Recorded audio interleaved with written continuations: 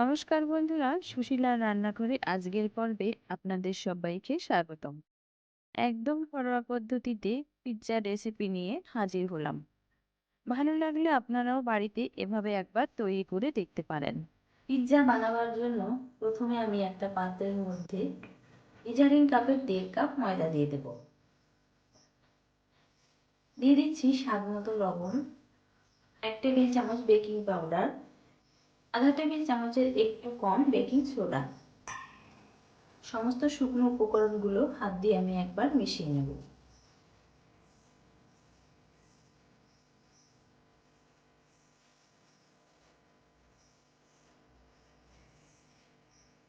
শুকনো অবস্থায় উপকরণগুলো আমি ময়দার সঙ্গে ভালোভাবে মিশিয়ে নিয়েছি। এবার 150 গ্রাম পরিমাণ টক দই দিয়ে ময়দার একটা ডো তৈরি করব।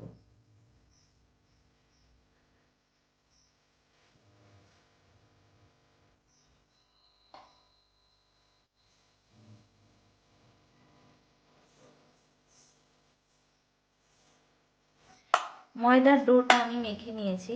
এবার এর মধ্যে সামান্য পরিমাণে একটু সাদা তেল দিয়ে দিলাম।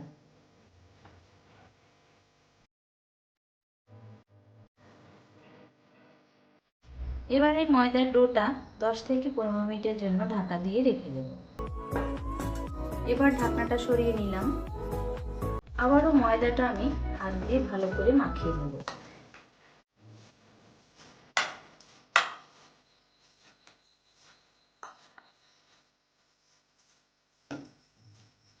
পিৎজার এই ডোটা আমি গুঁড়ো ময়দা ছড়িয়ে মোটা করে বেলে নেব।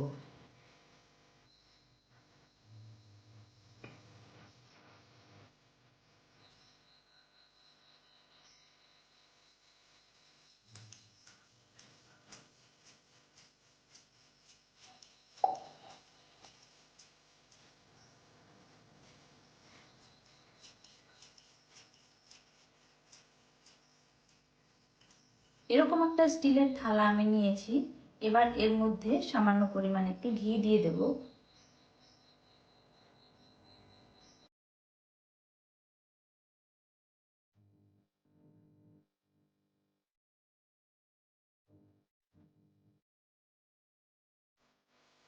পিৎজার এই ডোটা এবার থালার মধ্যে দিয়ে দিলাম।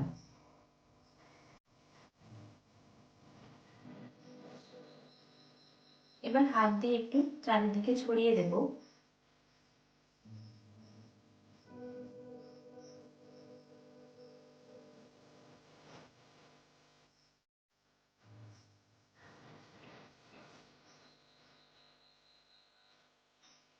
এবার আমি একটা কাঁটা চামচের সাহায্যে এটা ছিদ্র করে দেব।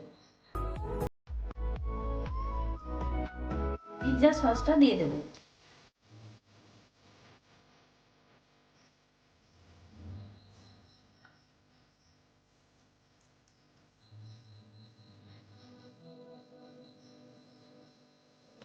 এবার চিজটা গ্রেট করে দেব।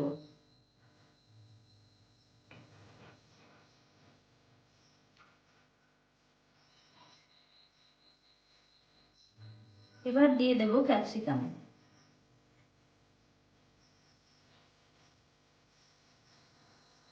দিয়ে দেব টমেটো। আর দিয়ে দেব পেঁয়াজ। সবশেষে দিয়ে দেব পনির।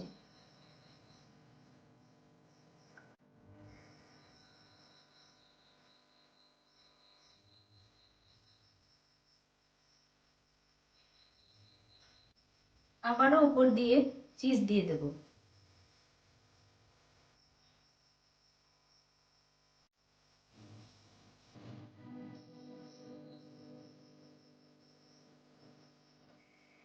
এবার আমি উপর থেকে দিয়ে দেব চিলি ফ্লেক্স আর দিয়ে দেব অরিগ্যানো। এবার বেক করে নেব। একটা ফ্রাইং প্যানের মধ্যে আমি অল্প পরিমাণ লবণ দিয়ে দিয়েছি।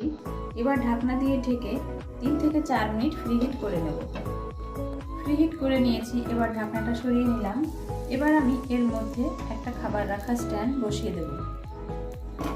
এবার থালাটা ফ্রাইং প্যানের মধ্যে বসিয়ে দিলাম। ঢাকনা দিয়ে ঢেকে দিলাম। 10 থেকে 20 মিনিটের জন্য বেক হতে দেব। পিৎজাটা একদম তৈরি হয়ে গেছে, এবার নামিয়ে নেব।